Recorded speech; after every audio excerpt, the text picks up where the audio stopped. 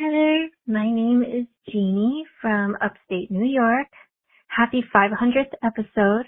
I've been listening to your podcast ever since I became a mom in 2014, which is crazily now a whole decade of listening.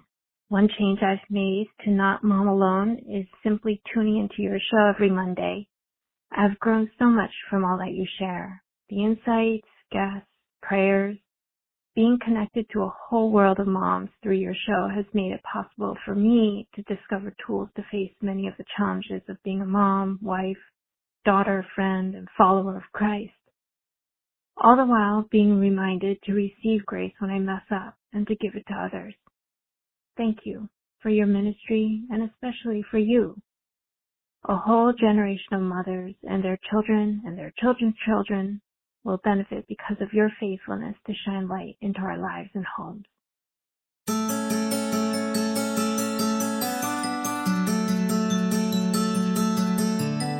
Hey y'all, welcome back to the Don't Mom Alone podcast. I'm your host, Heather McFadden, and this is the place where I get to walk alongside you and connect you with people and resources so you know that you don't mom alone. And in this special episode 500, I am welcoming back to the show my friend and mentor and mom to 4 boys, Leslie Johnson, because she was my first guest back in 2013 when the show was called God-Centered Mom, and I was producing it all on my own, recording it on my laptop, no mic.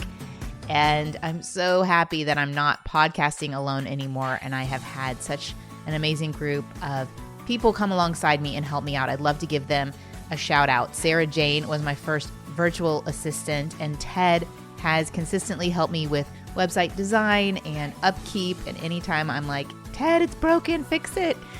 Rachel came on as my editor and is still rocking it with editing this show and Sidetracked. We had Stephanie as a virtual assistant, and she did such a great job. And my friend Misty came alongside me and helped me out with marketing and with rebranding Don't Mom Alone and with the book launches.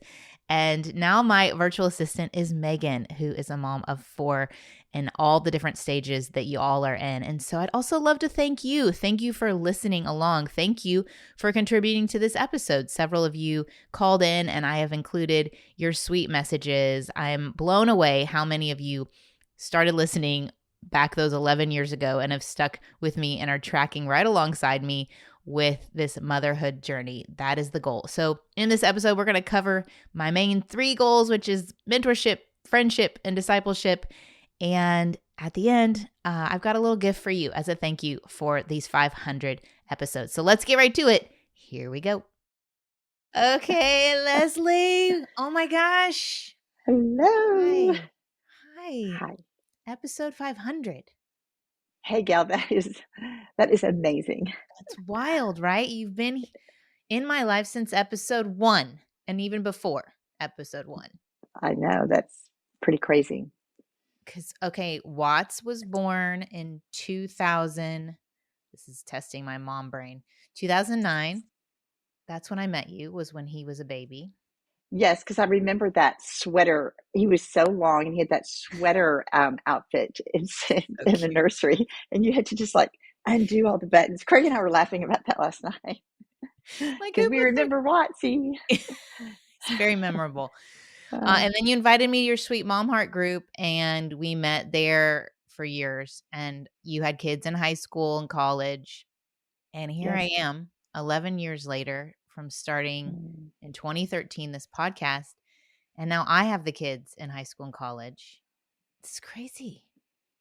I know. So we need an update on where your people are now, because I wanted to have you back on and just kind of recognize, while I'm now kind of in the stage you were in back when I started, you're now at this whole new stage that I will find myself maybe in 11 years. It's crazy. And it doesn't feel like that much time has gone by, but so much life has gone by. So yeah. So tell everybody just a quick Okay.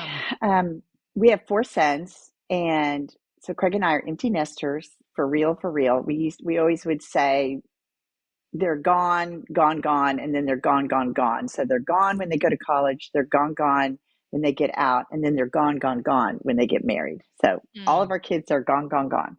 Mm. And Will and Grace live in Austin, and they're both doctors, and they have 4 kids.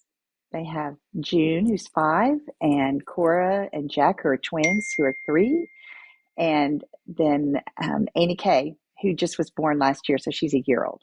And then Ben and Emily live in Austin, and they have really interesting jobs. She's works with social work things, and he works for Dropbox. And they have 2 kids. They've got Silas, who's 2.5, and Dorothy Eloise, who is going to be a year in January. And then Ryan and McKenna live in New York. Actually, they live in Brooklyn, so So that's fun. pretty fun. And she works at an art gallery. She has her master's of art history, and Ryan just finished his master's of painting. So they're kind of living the life up there in New York, and we love going to see them, but I miss them. I Yeah. don't see them as much. And then Kevin just got married, our youngest. He is married CJ, who designs bridal dresses. She's super creative. And Kevin works for Apple. And all the boys are very, very creative still. They do all kinds of creative things. And they've married beautiful women. I call them my flower garden. And CJ, when she got married at the rehearsal dinner, gave me this beautiful framed she got 4 different flowers and dried them and framed it, and I of course started crying, but I could tell which girl was each flower. I was like, "This is you. This is Grace. This is McKenna. This is Emily." And she was like, "You're right." So I have a flower garden. I've got 6 grandkids. I have a wonderful husband. We've been married 38 years, and it's a new season, and it's been good, but it's also been hard. There's just new is hard for me sometimes, but the Lord, he made us to go through seasons, and I'm learning how to do that. So yeah. Y'all can't see. I'm like tearing up. Oh, Oh, yes. gal. What's wrong with me? That's such a beautiful picture of your little flower garden. Yes, Love that, gal. That's so it's pretty. really sweet, and the girls Just all love each unique but other. beautiful. Yeah. Yeah, they are. They have a text called the Sister Wives, and so Are you on that or they're just on it no, themselves? I'm not. And there's part of me that's like, what the hey? What So the I heck? started a flower garden text, and but it's good because Craig is always reminding me that we want our kids to have their lives, do their things, and they love each other. The brothers all love each other. They do things together, and sometimes it does make me a little sad when I hear that Grayson will have family dinner every Sunday night in Austin, and they all get together. And sometimes I get a little sad, and I just think, no, that's what you want, because Craig and I are going to move on, and we're not going to be here for forever. But I feel like the kids, they love each other not because I'm making them love each other. Does that make Yeah. sense? I Yeah. think every mom, I used to tell the kids when they were growing up, and when I would pray with them, I'd tell them, Ben's your best friend. Well, he's going to be your best friend. You're going to have all kinds, when I pray for them, they really are. That brings me great joy when I don't think about myself and think about, meh, meh. If I think this is good, Leslie, and I've been memorizing Psalm 16:8, and it just says, the lines have fallen for me in pleasant places. Indeed, my heritage is beautiful to me. And when I think about things like that, those are the things I could never have imagined when I was your age, that you'd just be so happy that your kids were getting together, or that they were following Jesus still, or that I still have people like you in my life that I love. And it's really, my heritage is very beautiful. So No, it is this hard, like gut wrenching part of motherhood. You want to be in the middle of it still, and it's not. yes, It's like this launching, and you do want them to have these lives of beauty and that their families, like, that's such a testimony to your motherhood of like they've chosen wives and they've started their own families, and they do want to connect with one another, that I think a lot of moms are grieving that they don't have that, Right. and yet it can be really lonely when you've invested all that time and energy and you find yourself, okay, what the heck? Like, where am What I in about that? me? Am I chopped liver? I'm But I have just to remember, I think the Lord's helped me to kind of say, when I cry out or kind of get sad or whatever, what is that you really want, Leslie? Because remember, Jesus asks people that all the time. What do you want? And sometimes you're like, well, Lord, he's blind. Why are you asking him that? He wants to see. But I think Jesus is also asking us that. And I'm like, well, Lord, I want connection with my kids, the daughter-in-laws and my sons and the grandkids. And I'm like, well, I have that. They don't live in Dallas, but I have connection with them.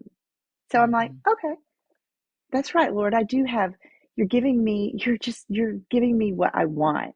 But sometimes I think the world says something else and we can get really focused on that. I do. I get very focused on, well, they've got all their kids here or they've, whatever. Um, The comparison doesn't stop, is what I've no, it noticed. doesn't. And it's like, that's the other thing. Because I was thinking in 11 years, it's like the things that we struggle with will keep on. And we just have to keep dying to self and just saying, Lord, I don't want to be this kind of person. But then but it's going to take a lifetime. I think I thought I'm 62. I thought, oh, I'll have arrived when I'm 60. I'll just be so floating and just whatever. And it's like, no, I still, whatever, all the things. But I'm learning it's about becoming instead of just doing. Like I'm asking God, Lord, I want to become the kind of person who is loving and kind and gentle. I want to grow old gracefully. I don't want to be like bitter and angry in my 80s and 90s. And I think you and I've talked about this, you still have to put yourself around people who are older than you and who are side by side with you to remind you that we just keep needing mentors. My mentor is still alive, and it's such a great blessing to me to see how she's navigating being in her 80s. Hmm. Because I'm like, I want to be like that. I want to be like Jesus. I want to have more of the fruits of the Spirit. And what I'm do is becoming less and less important.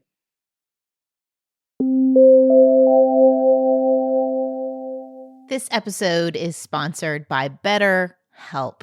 Now, Leslie and I are getting into these transitions as she moved into empty nest life, or as you're handling the holidays differently with in-laws. And sometimes the holidays can bring up some hard things. And we recognize there might be parts of our journey that we need to work on. And we've been thinking about starting therapy, and the holidays really just bring those things up to the surface. And I know for me personally, there have been seasons where certain stressors in motherhood have brought up things that I have benefited greatly from going to therapy, recognizing what part of the card is just my stage and season, and what part is maybe some poor coping and ideas and some patterns that I've developed over the years. And so if you have been thinking about starting therapy, I'd love to connect you with BetterHelp as a starting place. It's entirely online. It's convenient for moms. It's flexible.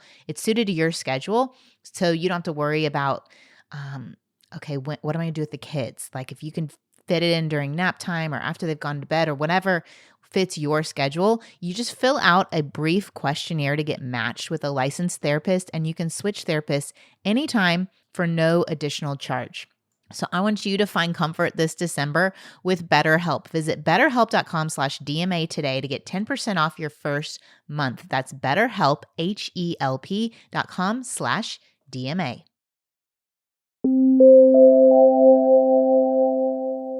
Hey Heather, this is Amy Grace Duncan calling from Stuart, Florida. I'm a big fan of yours and the podcast. I've been listening for almost 8 years since my oldest child was a baby, and I have just grown a lot and been inspired by so much that you shared.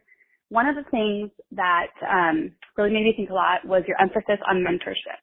And I always thought that was so aspirational and so wonderful, but I didn't know how to approach that in a way that was practical for me. So a couple years ago, my friends and I were talking about how everything pauses in the summer and we kind of don't have our normal routines with Bible studies and things like that.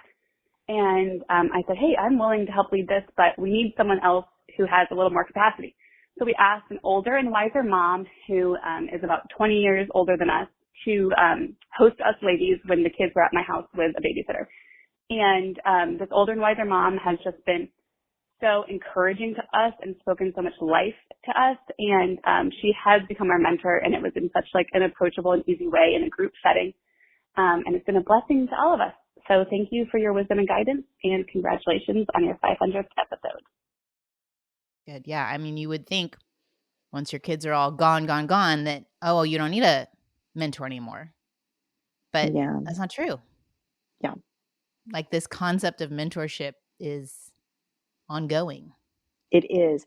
And like, we're so focused on our kids and all that kind of stuff but it's always was more caught than taught with our son, right? We were terrible at family devotions, and I would read all the things and I would just so depressed and think we're the worst.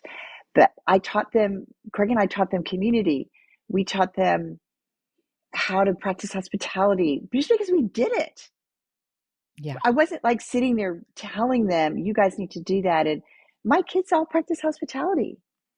The girls will tell me, they'll call me sometimes and I'm just so happy. They'll ask me for a recipe or they'll say, we're having our neighbors over, Leslie, and blah, blah, blah. And you're just like, oh, it's so great.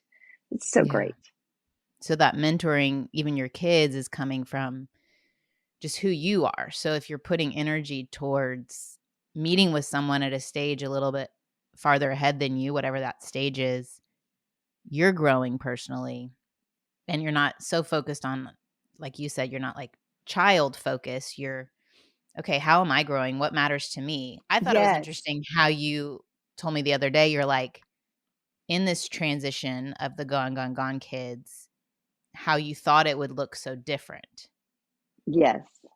And how you had to kind of come to grips with finding yourself again and being like, no, I'm still the same person. Yes. Because, I look around and I think, well, my friends and people I love, they're doing all these new things. And I'm like, I'm still doing the same thing. But I love this. I love having people over. I love having creative day. I love inviting and connecting. I love crafting. I love hosting. And but it looks different, right? It's not with your kids' friends, families, or it's just saying, Lord, who do you want Craig and I to love on now? And what does that look like with our kids? But going beyond that, and I think it should, it always did go beyond just my kids when they were growing up. And I think that's important for us to remember that we just have our kids for a time, but we have our husband for a long time. And how are we growing in that? How are we growing in that? God has given us this identity, these gifts and talents, and he just loves us so much. And he just wants us to just do the things he's calling us to do. And he's talking to us. He's telling us through his word, through others. I think I'm learning that more too as I've gotten older. There's more time to practice silence and solitude, being quiet, and really asking and believing that God's going to answer me. I'm Sarah. I'm from Canada, and I have a 3-year-old and a newborn. I've been listening to the show since my first was a baby. One change that I've made in my life that helps me not to mom alone is to seek out healing prayer ministry. And I'm grateful for your promotion and encouragement of healing prayer ministry. I'm so grateful for the people who provide it. I was able to pray and find healing and get curious, like you say, about my responses and the way that I was handling things poorly with my toddler, and just learning to trust God to to not hide those things, but to bring them out into the light and talk to other people about them and pray with other people about them. So thank you so much for the show, and God bless you. I mean, that third part of what I hope this show has been is discipleship of like, okay, moms, there's no formula. No. There is a relationship with Jesus, and the Holy Spirit can direct you for your kids in this season for this day. And even what you're saying is this great reminder of like that relationship with God has been the constant, no matter what, whether your kids are high school, college, or gone, like that relationship is the constant. And are we plugging into that and listening to God and getting his direction? It's our same identity. It's a new space for us to fill. Your verse from the Psalms, it's like, you have drawn up these lines, God. I trust you in those lines. Mm-hmm. And like, what are you asking me to do within that space? You know, it's kind of the right where you belong that I push a lot in my other book. I Like, know. I love that. what is this space that you're asking me to occupy right now, even in the season? So one of my questions when we're comparing like episode 1 to episode 500 is, you know, the things that I was so concerned about with my kids at that stage almost seem humorous now. Right. Bruce was reading through some goals and roles that we had, and like one was that Knox would poop on the potty, like just funny now, right? Like consistently doing that, you know, or like watching his potty words, you know, like things that were so big back then. Yes. And then, you know, but there were real worries. I remember you and I talking, you're like really worried that Kevin wasn't looking people in the eye when he talked to them. Well, Yes. I think he's figured that out at this point. Like He has totally figured that he's out. fine. Or I remember being real worried when Quaid was hanging out with people and they were riding bikes around town. And you were like, girl, like they're riding bikes. It's not that big a deal. That perspective, but I also think it's things that we need to take to God. It's good to have a mentor that gives you perspective. But like, what were worries then that seem silly now, or maybe how have you kind of worked through like when those things feel scary and hard to bring them to others and mentors and to God? Another verse that I've been really, well, two, but one is I memorized Psalm 23, and just the first part of it, the Lord is my shepherd, I shall not want. And so sometimes even now, if I get anxious about things with my friends or family or my adult kids or grandkids, I just think, he is my shepherd. He is the king. He is sitting on the throne. I shall not want. He's going to figure this out. And I think what helps is to go back and remember what he's done in the past. Like you're saying, like the things that you felt like were so important, he has worked through all those. And not all of them were pooping on the potty things. They were, I know you've had some things, some struggles or things with your preteens or, yeah, scary teenagers. Things. You're like, are we going to get through this? Yeah. Yes. And I think at my age, I can look back and go, yeah, God is faithful. That doesn't mean that you're not going to have pain and suffering. I think that's something too that is new for me, is to remember that I can do it all right, but there's still going to be pain and suffering. And I don't think people talk about that very much. I think we talk about, oh, just do it all right and everything will work out, and God is good. And I think at my age, I'm seeing God is good even when it doesn't all work out the way I think it should work out.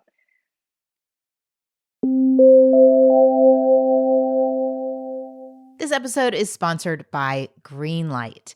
Now, Leslie and I were talking about what was hard 11 years ago may not be hard now, but there are new challenges. And that's what I found with parenting. While my boys maybe couldn't help me with laundry back when they were little and there was lots of it, now they can, but we deal with different challenges. Like they are out and they need to buy gas for their car. How do they do that? They're with friends and they want to get some food. How do they do that? And how do they manage their money so they spend it wisely? Well, one thing I have loved help us do that really well is Greenlight. It is such a great way to manage money as a family and to help give them that freedom, but still give them the scaffolding and the support. So Greenlight is a debit card and a money app that's made for families. Parents can send the money to their kids and then keep an eye on their kids' spending and saving. So let's say, for example, the other day, I got an alert that my child had spent money and it gave me the exact online gaming place that they spent it.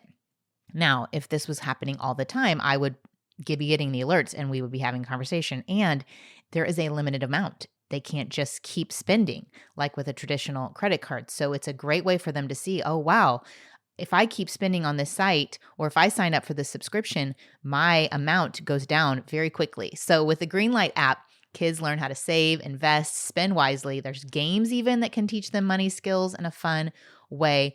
There's even a chores feature if you want to set up a one-time chore, recurring chores. We even have set up allowance for each of our boys' cards, whatever you want to do, however you want to handle money with your family. There's great options within the Greenlight app. Millions of parents and kids are learning about money on Greenlight. It's the easy, convenient way for parents to raise financially smart kids and families to navigate life together. So sign up for Greenlight today at greenlight.com/DMA. That's greenlight.com/DMA to try Greenlight today. Greenlight.com/DMA.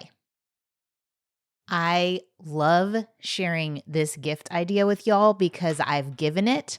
I know it's a winner and I even have one myself. So let me just help you out this Christmas if you literally don't know what to get someone, especially if it is a parent, a grandparent, someone who lives farther away from you. I'm telling you, get them a skylight frame. It is such a great, fantastic way to stay connected with your loved one. It is a touchscreen digital photo frame that your whole family will love. And if you give it to them, your siblings are going to love because they can even contribute to the gift by sending photos directly to the frame. I'll tell you how in just a second. But thousands of photos from your phone, they show up in the frame. They scroll through. I have one in my kitchen and it makes me smile and cry all the time thinking about the sweet days with little ones. They seem more sweet when they're in a little picture frame. It's so easy to use. The setup is less than 60 seconds.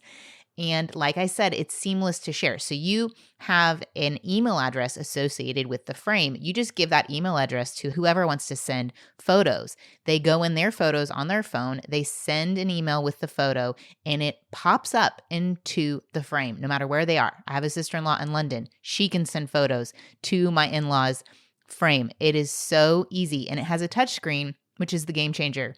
You can swipe through photos. You can tap to see photos. My boys love to zoom in on awkward parts of the photos and leave that up. And when your family receives the photo, they could even hit the little heart button and I will get an email or a notification that they're thanking me for it. It also looks beautiful. It's HD resolution, 5 different frame styles. You can do portrait mode or landscape mode. They have the original 10-inch or the larger 15-inch gallery frame. It is so much better than social media and it is so well done. So their satisfaction is guaranteed. They'll offer you 120-day returns and it's a top-rated brand. They have thousands of 5-star reviews. So now as a special limited time offer for our listeners, get $20 off your purchase at Skylight Frame when you go to skylightframe.com/alone. That's SKYLIGHTFRAME.com/alone. Get $20 off your purchase now at skylightframe.com/alone.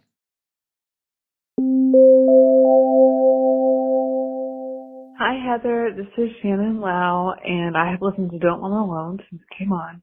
And one thing that has really helped me to remember to not mom alone is first to put God first in everything that I do, and then to surround myself with like-minded Christians who are growing and encouraging me to pursue the Lord, especially in the difficult times, to reach out when I need help, like when I'm struggling with depression.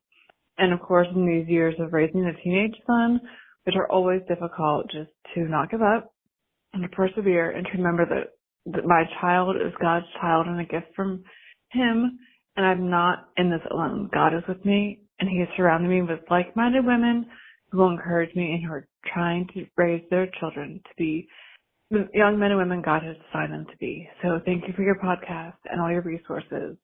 May God bless you as you continue to bless us. Thanks.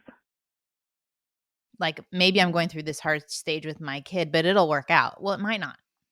And can I find God's goodness even if it doesn't? Even if none of my kids follow Jesus, or none of my kids end up in having successful lives with, Right. I could have done it, quote unquote, like you said, all right.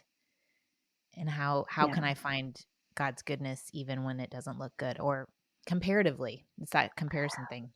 Well, and that's why, like in Psalm 23, it says, even though I walk through the valley of the shadow of death, I will fear no evil. So he's saying we are going to walk through that.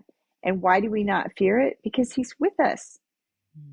Jesus is with us. That's the kingdom living that Jesus has invited us into, is that he is with us even in the hard things. And that is the good news of the gospel. And the good news too, that everything's in abundance in that psalm. Our cup overflows. And then I was thinking about this the other day. Surely his goodness and mercy will follow me all the days of my life. And so goodness and mercy, that's who God is. Those are qualities that he told Moses or Elijah. Those are with me now. I don't have to die to have that the kingdom is now. And I think we need people around us who are thinking that and telling us that too, so that when things go janky with whatever, our health, our families, when our parents start needing us, we just go, his goodness and mercy is here in this right now. And that's something I think that's different from me from 11 years ago, is I'm seeing that more, or I'm trying to practice that, and I'm trying to look for that, because I think we find what we look for. And I think I can get really negative and really think, well, this isn't fair. I didn't get this, or blah, blah, blah. And I just think I'm just confessing that and just saying, Lord, the lines have fallen to me in pleasant places, and it's abundant. And I think too, we have to set the Lord continually before us, because he's at our right hand, we will not be shaken. That's also in Psalm 16:8. And God just brings, as I've been memorizing, he just brings those verses up. And I think that helps to set the Lord before me. Like this year's going to be a little hard because we're going to go to Austin for Christmas. The kids aren't coming here, and just a lot of different reasons. We've got 6 grandkids, 5 years and under. And I understand with my head that that's hard, but it's been hard for me. And I think I don't want to be that mother-in-law or the mom that's just like, yeah, I have to come home and rah, rah. So I have to set God in front of me, and I have to say, I'm going to worship you, and I'm going to go down, and you are going to have to change my heart, Lord, because I feel sad about it. And it's okay to feel sad about it, but I also want to be a blessing to my kids and my grandkids. And I have to practice it now. I'm not just going to magically turn into that person at 80. Hi, Heather. My name's Natalie. I live in Boise, Idaho, and I've been listening to your podcast for probably 4 or 5 years now. But one of the biggest changes I made was about 3 years ago. We moved to a new state. We left behind an amazing community of family and friends and wonderful church community, and moved to a new state where we basically knew one person. And I was in a very lonely season. I had 2 young kids at the time, was pregnant with my third, and just felt so alone. And your podcast just brought me so much. It just brought me so much encouragement, because I remember listening to an episode, and it was talking about this woman, and she had a similar experience where she had moved and didn't know anyone, and she was discouraged making friendships, and she just realized she had to become the inviter. And so I think that in the last 3 years, the biggest thing I've changed in myself is becoming the inviter. Instead of waiting to be invited in to people's lives, I've started being the person who invites people into mine. So whether that be getting up the courage to randomly ask for someone's number at the playground, or inviting new families over for dinner, definitely outside of my comfort zone. I'm a self-proclaimed introvert, but definitely enjoy being around people. that's definitely been the biggest change, and it's been so life-giving. Now I'm 3 years into living in this new state, and I have a wonderful community of moms who are just fabulous and have similar values, and it's just, I think it's because I put myself out there and I became the inviter. And yeah, just wanted to share that because your podcast has been so wonderful, and just appreciate you so much and all you do. All right. Bye.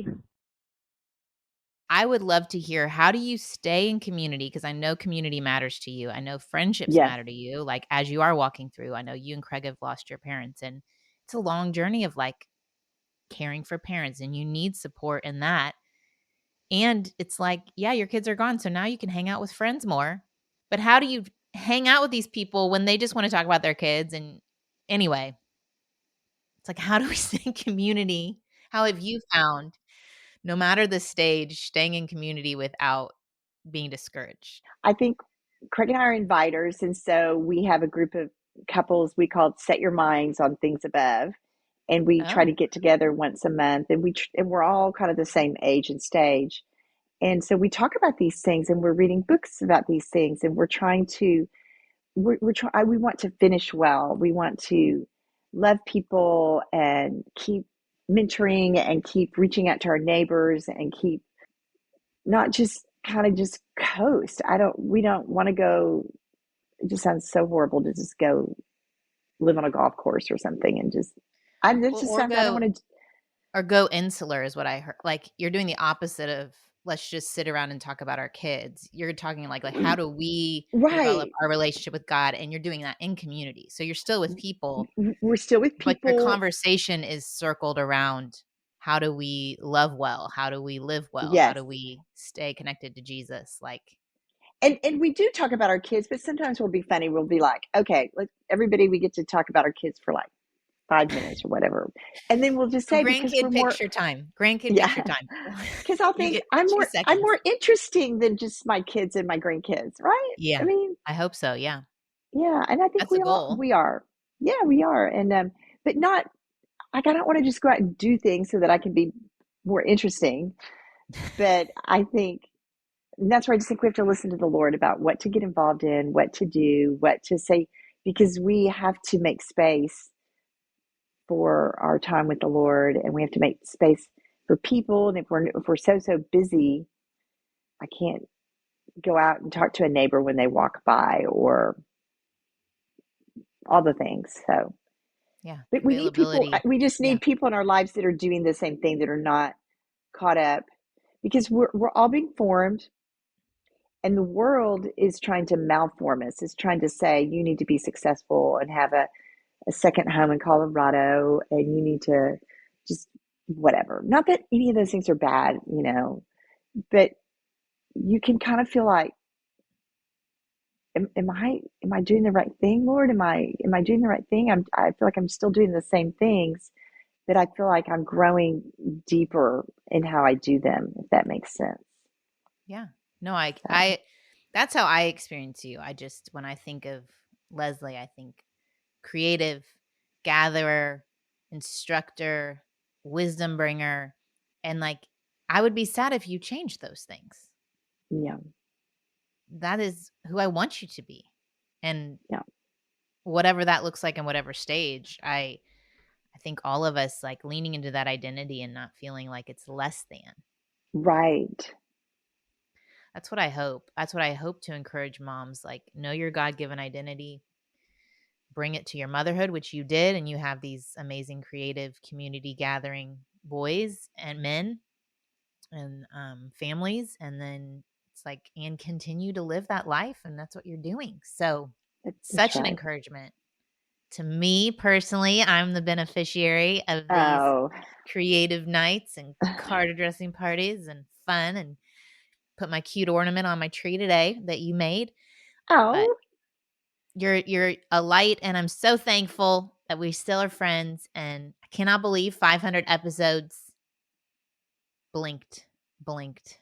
I know, One at a gal. And time. I love how you keep growing and developing, and from God-centered mom to Don't Mom Alone, and the writing and the just the encouragement to women to like you say, to spend time with God, to love well, to be around other women and read books about that. You know, we don't always have to, our mentor doesn't always have to be a person. It could be through a book, and to just love kind of who God made them to be. Yeah. You've done such an amazing job at that, and you still encourage me to do that. Big love fest. Hearts all Yeah, abound. right here. Well, thanks for joining me again, Leslie. You're welcome. We will link to all your things in the show notes. Okay. Well, and congratulations, Gal. I think the Lord wants us to celebrate these things. And I love that you're celebrating it and letting people celebrate with you. I'm so, so proud of you, and I love you dearly. So, thank you so much. mm-hmm. Have a great holiday season. You too. Love you, friend. Bye. Bye. Heather McFadden. Well, this is Cynthia Yanoff, and I couldn't help but call because 500 episodes, that is so freaking amazing. I'm so proud of you. And I'm thinking about what Don't Mom Alone has meant to me. And yes, I love your show. I love your books. I love your content. But really, I love that the Lord gave me a friendship with you. And boy, did it come at the right time. And the fun that we've had, the sidetracked and doing Don't Mom Alone episodes together, I'm really grateful for that. And as someone like you, that you write so much about being a good friend and loving people well, I've seen you do that firsthand in my own life. And so I'm just so grateful for you. You're of the very best. And so happy 500 episodes. Heather, here's to another 500. Again, thanks y'all for 500 episodes. Thanks for sticking around and joining me here and over on Sidetracked. I want to let you know that my virtual assistant, Megan, she had a great idea to create a PDF with Psalm 16, 6-8 in it to share with y'all. And so you can find that in the show notes to download and to print for your keeping. I'm going to pray over us. Lord, oh, are we grateful? We're grateful for technology. We're grateful for all of the people who have trusted me and come on this show to have conversations to guide families. And I thank you for your faithfulness in this and all the different moments of my journey, the last 11 years, the hard and the good, and how you have sustained me, how you have been consistent, even if I have not. I thank you for those who have listened and have shared with a friend, who have grown in their community, who have deepened their relationship with you and been inspired. I pray over every child represented. I pray for their journey, that they would come to a saving knowledge of you, that they would follow you all of their days. I pray for this next generation. I pray for the moms who are listening, that they would find their identity in you alone, Lord, and who you made them to be, that motherhood would be a blessing on top of the identity you've given them. And I pray, Lord, for all that you have planned for the future, that you would continue to be my guide each step of the way. In Jesus' name, amen. All right, y'all. I will see you back here next week. I've got lots of fun interviews that I've even done already for January, but next week's was really fun. I interviewed Dallas Jenkins and his wife, Amanda, about the movie The Best Christmas Pageant Ever, which actually came out like a month ago, but it's worth seeing with your family however you can this holiday season. Such a sweet story. But we had a wonderful conversation. Can't wait to share it with you next week. All right. Adios. Bye. I hope you enjoyed this episode of the Don't Mom Alone podcast. If you're wanting to connect with more people and more resources to help remind you that you're not alone, head over to don'tmomalone.com. That's where you'll also find show notes with any links mentioned by our guests. Most importantly, I want you to know the good news, the great news that you're not alone, because God has promised to always be with you. With faith in Jesus Christ, the one who died for you and rose again, Jesus said when he left, he was going to leave a helper, a comforter, to be with us. God in us. Moms, that's superpower. So while you're washing dishes at your kitchen sink, while you're driving to and from work, while you're feeding that baby late into the night, while you're cleaning sticky floors, God promises to be just as present with you as when you're worshiping in a church pew. As it says in Zephaniah 3:17, the Lord your God is with you. He is mighty to save. He takes great delight in you. He will quiet you with his love, and he will rejoice over you with singing. Now that's good news. Have a great day.